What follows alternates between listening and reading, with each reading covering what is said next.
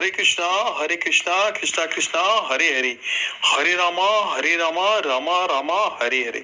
जय हिंद जय हिंद जय हिंद।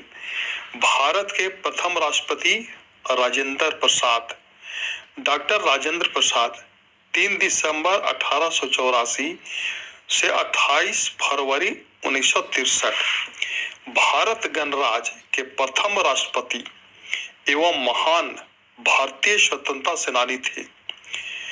डॉक्टर राजेंद्र प्रसाद भारत गणराज्य के प्रथम राष्ट्रपति एवं महान भारतीय स्वतंत्रता सेनानी थे।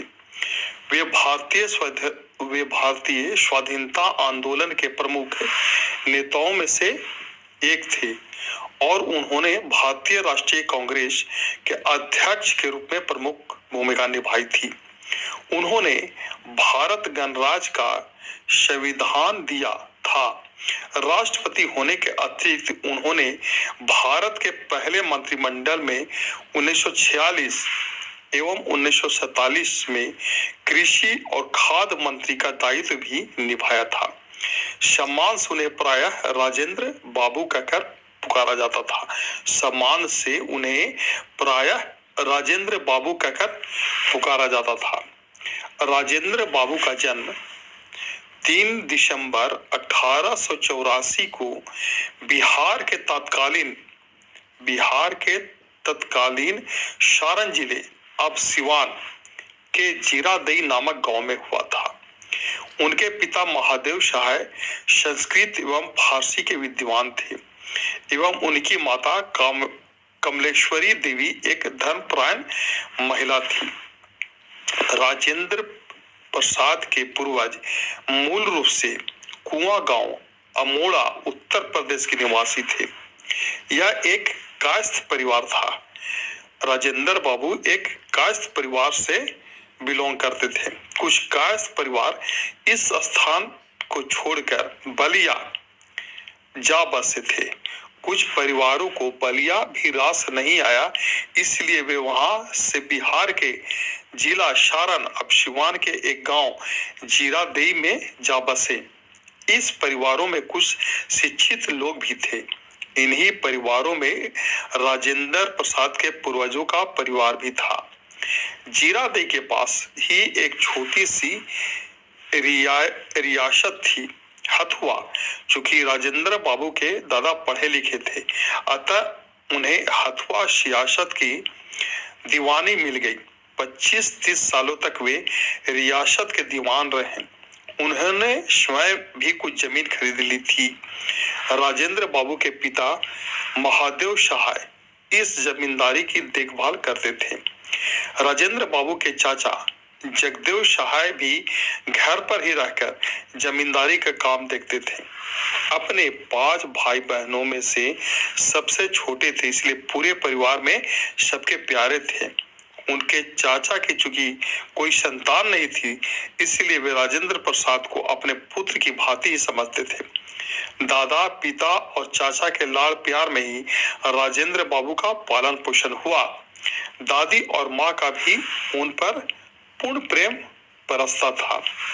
बचपन में राजेंद्र बाबू जल्दी सो जाते थे और सुबह जल्दी उठ जाते थे।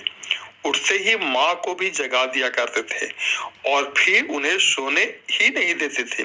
अतएव माँ भी उन्हें प्रभाती के साथ साथ रामायण महाभारत की कहानियां और भजन कीर्तन आदि रोजाना सुनाती थी। 5 वर्ष की उम्र में ही राजेंद्र बाबू ने एक मौलवी साहब से फारसी में शिक्षा शुरू किया। उसके बाद वे अपनी प्रारंभिक शिक्षा के लिए छपरा के जिला स्कूल गए। राजेंद्र बाबू का विवाह उस समय की परिपाटी के अनुसार बाल्यकाल में ही लगभग 13 वर्ष की उम्र में राजवंशी देवी से हो गया। विवाह के बाद भी उन्होंने पटना के टीके घोष अकादमी से अपनी पढ़ाई जारी रखी। उनका वैवाहिक जीवन बहुत सुखी रहा और उससे उनके अध्ययन और अन्य कार्यों में कोई रुकावट नहीं पड़ी। लेकिन वे जल्द ही जिला स्कूल छपरा चले गए और वहीं से 18 वर्ष की उम्र में उन्होंने कोलकाता विश्वविद्यालय की प्रवेश परीक्षा दी। उस प्रवेश परीक्षा में उन्हें प्रथम स्थान प्राप्त हुआ। सन 1902 में उन्होंने कोलकाता के प्रसिद्ध प्रेसिडेंसी कॉलेज में दाखिला लिया। उनकी प्रतिभा ने गोपाल कृष्ण गोखले तथा बिहार विभूति अनुग्रह नारायण सिन्हा जैसे विद्वानों का ध्यान अपनी ओर आकर्षित किया। 1915 में उन्होंने स्वर्ण पद के साथ विधि स्नातक LLM की परीक्षा पास की और बाद में लॉ के क्षेत्र से ही उन्होंने डॉक्टरेट की उपाधि भी हासिल की। राजेंद्र बाबू कानून की अपनी पढ़ाई और अभ्यास भागलपुर बिहार में किया करते थे। भारतीय स्वतंत्रता आंदोलन में उनका पर्दा पर वकील के रूप में अपने करियर की शुरुआत करते ही हो गया था। चंपारण में गांधी जी ने एक तथ्य अन्वेषण समूह भेजे जाते समय उनसे अपने स्वयंसेवकों के साथ आने का अनुरोध किया था। राजेंद्र बाबू महात्मा गांधी की निष्ठा, समर्पण व अवसाद से बहुत प्रभावित हुए और 1928 में उन्होंने कोलकाता विश्वविद्यालय के सीनेटर का पद त्याग कर दिया। गांधी जी ने जब विदेशी संस्थानों का बहिष्कार की अपील की थी तब उन्होंने अपना पुत्र मृत्युंजय प्रसाद, जो एक अत्यंत मेधावी छात्र थे, कोलकाता विश्वविद्यालय से हटाकर बिहार विद्यापीठ में दाखिल करवाया था। उन्होंने सर्चलाइट और देश जैसी पत्रिकाओं में इस विषय पर बहुत लेख लिखे थे और इन अखबारों के लिए अक्सर वे धन जुटाने का भी काम करते थे। 1914 में बिहार और बंगाल में आई बाढ़ में उन्होंने काफी बढ़ चढ़कर सेवा कार्य किया था। भारत के स्वतंत्र होने के बाद संविधान लागू होने पर उन्होंने देश के पहले राष्ट्रपति का पदभार संभाला। राष्ट्रपति के तौर पर उन्होंने कभी भी अपने संवैधानिक अधिकारों में प्रधानमंत्री या कांग्रेस को दखल अंदाजी का मौका नहीं दिया और हमेशा स्वतंत्र रूप से कार्य करते रहे। हिंदू अधिनियम पारित करते समय उन्होंने काफी कड़ा रुख अपनाया था।